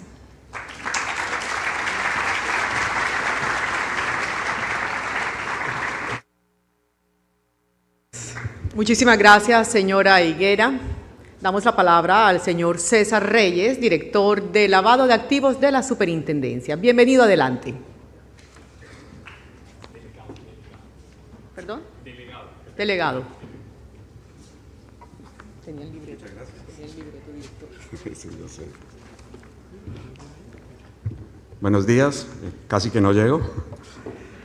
En nombre de la Superintendencia Financiera de Colombia, quiero saludar muy especialmente y agradecer esta invitación al doctor Santiago Montenegro, presidente de Asofondos, al igual que al doctor Miguel Largacha, presidente del Consejo Directivo de Asofondos. Igualmente quiero saludar y agradecer a quienes me antecedieron en este escenario, doctor Leonardo Villar, gerente general del Banco de la República, y a la doctora Mónica Higuera, directora de la Unidad de Regulación Financiera. También quiero darle un saludo muy especial a las directivas y a los representantes de los fondos de pensiones y de cesantías presentes hoy aquí en este evento, a los servidores del Gobierno Nacional, a los honorables senadores y representantes a la Cámara, a los conferencistas nacionales e internacionales, a los representantes de los medios y a todos a quienes hacen parte de este evento. También saludo a algunos exfuncionarios de la Superintendencia Financiera de manera muy especial. Señoras y señores, muchas gracias. Hoy nos reunimos para conmemorar 3 décadas desde la creación del Sistema General de Pensiones. En aquel entonces, la naciente Constitución Política y el momento de desarrollo económico del país sentaron las bases para una reforma estructural del sistema de seguridad social, siguiendo los principios de eficiencia, universalidad y solidaridad, y de esta manera se estableció el sistema pensional que hoy tenemos. Estos 3 decenios han sido testigos de una transformación profunda en el ámbito de la seguridad social, y hoy nos reunimos para reflexionar sobre los hitos alcanzados y los desafíos que aún enfrentamos en el camino hacia un sistema de pensiones más equitativo, más eficiente, inclusivo y con una mayor cobertura para todos los colombianos. En esta presentación voy a tratar de agrupar los temas en tres grandes elementos. Por un lado, vamos a hablar de las cifras del Sistema General de Pensiones, una contextualización rápida de las cifras del Sistema General de Pensiones. Les voy a hablar a ustedes de 3 grandes hitos que se cumplieron en estas 3 décadas y, por último, los desafíos que enfrenta el Sistema General de Pensiones. Entonces, así las cosas, para empezar, queremos presentarles a ustedes esas cifras. Actualmente el sistema cuenta con casi 2 millones de pensionados, de los cuales el 16% de ellos corresponden al régimen de ahorro individual con solidaridad RAIS. Y de estos, el 79% son pensionados a través del Fondo de Garantía de Pensión Mínima. Asimismo, el 30% de los pensionados lo son por invalidez y sobrevivencia y el 54% corresponden a mujeres. Los pensionados que reciben mesada de hasta 2 salarios mínimos son el 90% en el RAIS y el 78% en Colpensiones. Los fondos de pensiones obligatorias, por su parte, cuentan con 25.8 millones de afiliados, de los cuales 12.6 millones están activos. Es decir, el 49% de los afiliados cotizaron al menos una vez en los últimos 6 meses. Los cotizantes activos de hasta 2 salarios mínimos son del 78% en el RAIS y 84% en Colpensiones. Todo lo anterior refleja los problemas del mercado laboral y del desarrollo económico y productivo colombiano, pues la economía no genera el suficiente empleo formal y el 56% de los ocupados son informales. En relación con los recursos administrados por el sistema, las AFPs y CASDAC gestionan aproximadamente 460 billones de pesos, de los cuales el 88.3 pertenecen a los fondos de pensiones obligatorias, el 4.2 a los fondos de cesantías, el 7.1% a los fondos voluntarios y el 0.5% a las reservas administradas por CASDAC. Asimismo, se ha observado un crecimiento de estos recursos en los últimos 10 años del 200%. Hitos del sistema. Por otro lado, se podrían resaltar varios hitos que han contribuido a la consolidación del sistema pensional en Colombia durante estos últimos 30 años.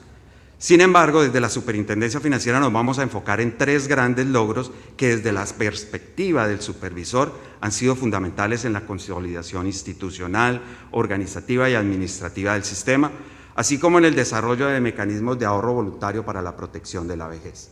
Un primer hito, en cuanto a la consolidación institucional del sistema, en el año 2007 se creó la Administradora Colombiana de Pensiones, Colpensiones, y la Unidad de Gestión Pensional y Contribuciones Parafiscales de la Protección Social, UGPP.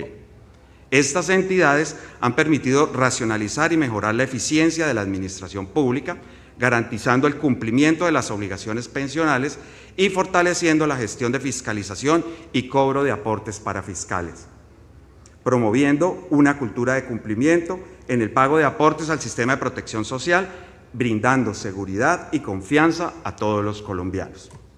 El segundo hito corresponde a la implementación de la planilla integrada de liquidación de aportes PILA, que ha transformado la seguridad, la eficiencia y la transparencia del sistema.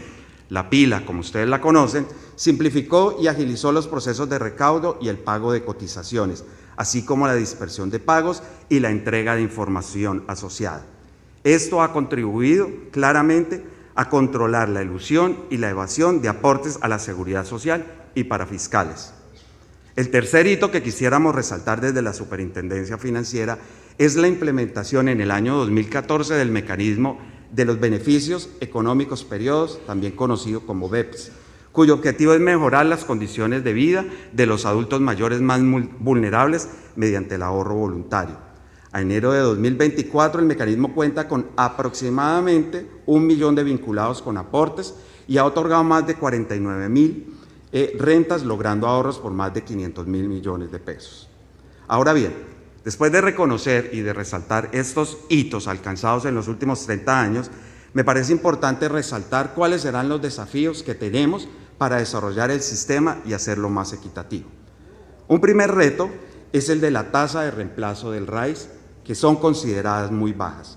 Sin duda, el principal desafío que enfrenta el RAIS es la tasa de reemplazo, ya que a través de ella se cumple la promesa de valor ofrecida por los sistemas pensionales a los afiliados. El principio fundamental de un sistema de pensiones debe ser garantizar a las personas que terminan su vida laboral un ingreso que les permita mantener su calidad de vida hasta el final de sus días.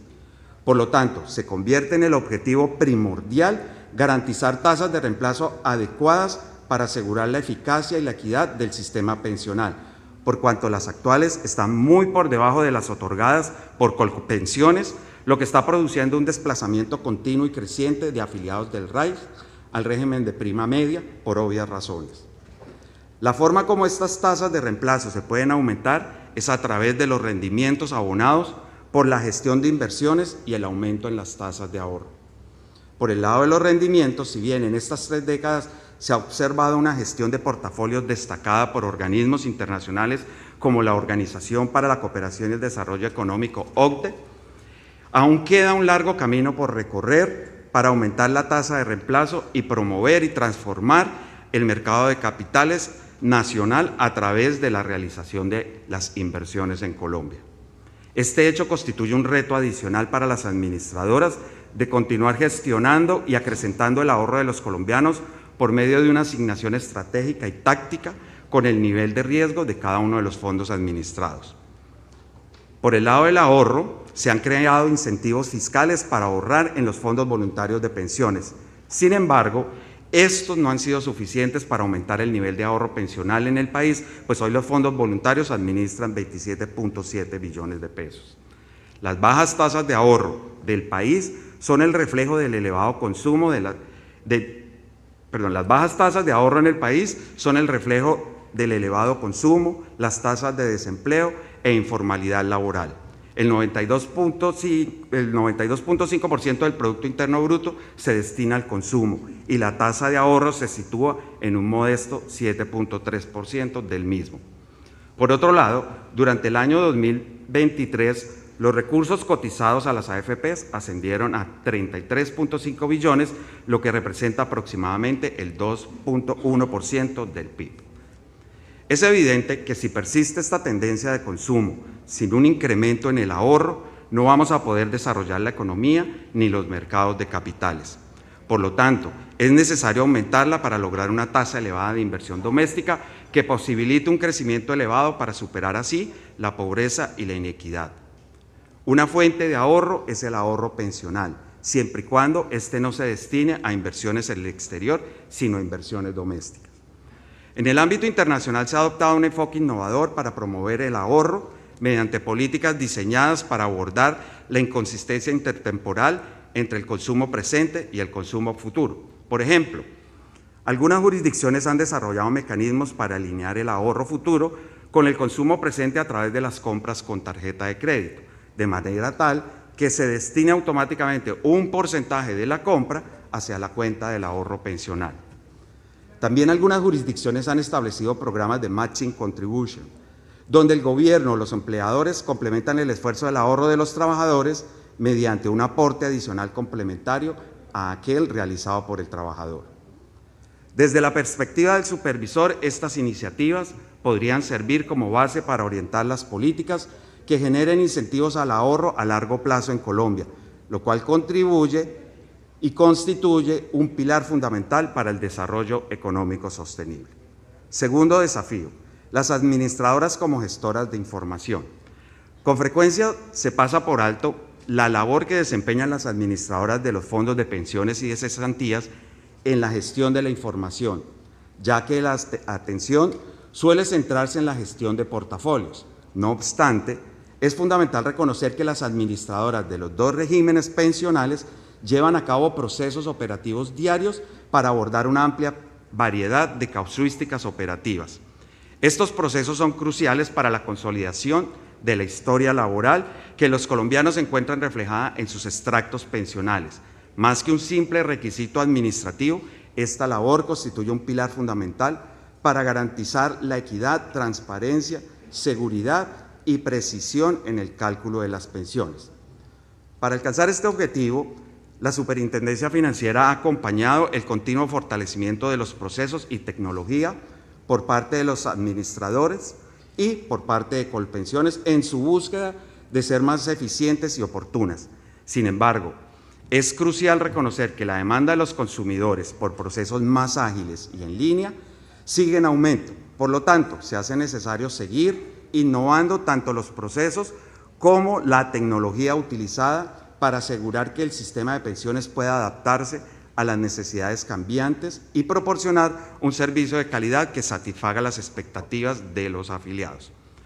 Uno de los principales mecanismos con los que hoy día contamos para lograr esa información completa es precisamente la aplicación de las directrices contenidas en la circular externa 024 del 2018, expedida por la Superintendencia Financiera, cuyo propósito es promover que los administradores diseñen esquemas que permitan mantener actualizada la información de los afiliados, identificarlos, aquellos que están próximos a cumplir la edad de pensión, establecer con los mismos canales de comunicación y lograr la completitud de la historia laboral mediante la revisión anticipada y oportuna de la información previsional de los afiliados. Es así como en el año 2023, las administradoras del Sistema General de Pensiones desarrollaron programas para afiliados próximos a pensionarse, PAP, dirigidos a una población objetiva aproximadamente de 5.500.000 afiliados, logrando que en las AFPs entre el 60 y el 80% de los afiliados cuenten con su historia laboral consistente al momento del cumplimiento de requisitos de pensión, como resultado de las estrategias de anticipación. Asimismo, en el mercado del desarrollo de los mecanismos implementados, en el 2023 se realizaron aproximadamente 3 millones de consultas en las páginas web de las entidades administradoras, 600.000 solicitudes de corrección de historia laboral y aproximadamente 225.000 aprobaciones. Sea este el momento para invitarlos a ustedes a revisar sus historias laborales para verificar el contenido de las mismas y que éstas reflejen el devenir laboral. El tercer reto, la insuficiencia de la cobertura de riesgos por parte de las aseguradoras. En la concepción del RAI, las aseguradoras de vida fueron consideradas actores clave para garantizar la protección ante los riesgos de invalidez, sobrevivencia y vejez. Sin embargo, a lo largo de estas 3 décadas se ha observado una disminución significativa en el interés de esta industria por asumir tales riesgos, debido principalmente al aumento del salario mínimo y a las sentencias judiciales. Este fenómeno ha resultado en una menor emisión de las rentas vitalicias para la vejez y la falta de los riesgos de invalidez y sobrevivencia para algunas AFPs. Para hacer frente a este desafío, en el 2015 el Gobierno Nacional estableció el mecanismo de cobertura de salario mínimo. Esta medida garantizó que a partir del 2023 todos los afiliados al RAIS estén protegidos ante los riesgos de invalidez y sobrevivencia otorgados por una aseguradora de vida. Sin embargo, a pesar de la implementación de este mecanismo, persiste la falta de interés por parte de las aseguradoras en la cobertura de los riesgos asociados a la vejez. Por lo tanto, este seguirá siendo un tema prioritario en la agenda del Gobierno Nacional con el fin de desarrollar e implementar soluciones innovadoras que ofrezcan una cobertura integral de los riesgos de vejez a los pensionados. Cuarto desafío, tecnología. Las administradoras de fondos de pensiones deben estar preparadas para afrontar tanto los desafíos como las oportunidades que trae consigo la disrupción tecnológica. La inteligencia artificial y los cambios en la naturaleza del empleo que se dirige hacia trabajos autónomos, temporales, nómadas, podrían plantear desafíos adicionales a la cobertura de los sistemas pensionales. Por otro lado, las administradoras deben aprovechar estas innovaciones para mejorar la eficiencia y la transparencia, desarrollar estrategias de inversión más efectivas, realizar perfilamientos a la medida de los afiliados de acuerdo con sus necesidades, mientras garantizan la seguridad y la privacidad de los datos, a tiempo que se fomenta la competencia en el sector. Este proceso de transformación no se limita solamente a las entidades vigiladas. Como supervisores, también estamos tratando de generar una hoja de ruta propia hacia una supervisión basada en tecnología y en datos, en la cual realicemos supervisión analítica, prospectiva, con base en la información en línea de las entidades vigiladas. Quinto reto, el envejecimiento de la población y las bajas tasas de natalidad. Por otro lado, el envejecimiento de la población está ejerciendo presiones sobre las finanzas públicas por el aumento de la esperanza de vida y la disminución de las tasas de natalidad, lo que significa que hay menos trabajadores activos para financiar las prestaciones de los pensionados, por lo que se presentan desafíos en la sostenibilidad a largo plazo en los sistemas pensionales. Por último, el cambio climático traerá diversos desafíos y complejos para los sistemas pensionales. En primer lugar, implica la necesidad de adaptar los portafolios de inversión para alinearlos con las transformaciones estructurales del aparato productivo del país, hacia una economía baja en carbono, sostenible, resiliente, en línea con los objetivos de los Acuerdos de París y los Objetivos de Desarrollo Sostenible de la Organización de las Naciones Unidas. Esto incluye la exploración de nuevas oportunidades de financiación e inversión en portafolios verdes. Por otro lado, el cambio climático podría afectar la rentabilidad debido a la volatilidad en los mercados financieros asociadas a fenómenos climáticos extremos, regulaciones ambientales más estrictas y cambios en la demanda de energía y de recursos naturales.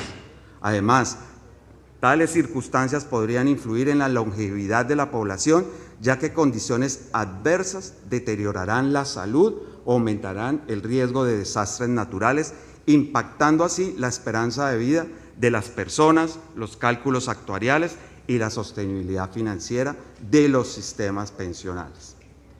A título de conclusión, estos 30 años han sido de crecimiento y consolidación, pero el futuro presenta tanto oportunidades como desafíos, y es fundamental que las entidades vigiladas adopten un enfoque innovador y adaptativo para garantizar la sostenibilidad del sistema pensional en los años venideros, en beneficio de las generaciones futuras.